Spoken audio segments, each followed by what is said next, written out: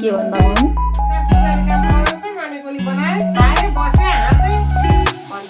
यतिको त हुनु परिहाल्यो नि जिन्दगीमा मरिलानु के छ र मम्मी आज हाँस्दैछु भोलि के हुन सक्छ हाँस्नु पर्यो त रमाउनु पर्यो त मम्मी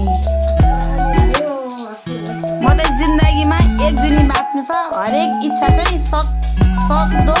पुरै गरेर चाहिँ मलाई चाहिँ मर्न मन लाग्छ मेरो सोचाइ चाहिँ त्यो खालको छ क्या हजुर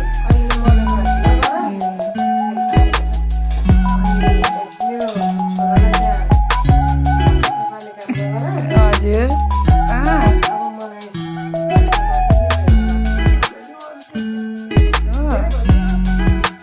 अनि बुहारीको माया नाति नतिनासँग गयो भने फेरि म चाहिँ के नि अनि फलको होइन फल टिप्ने बित्तिकै बोट बिर्सिन्छ मान्छेले के थाहा भए बिर्सिनुहुन्छ त्यस्तो बिर्सिनु त नपाइ नो नो चाहिँदैन तिमीहरूलाई न त अनि चाहिन्छ छोरा पनि चाहिन्छ दुईवटा छोरा र छोरी चाहिन्छ अरे हाम्रो मम्मीलाई गाई कसरी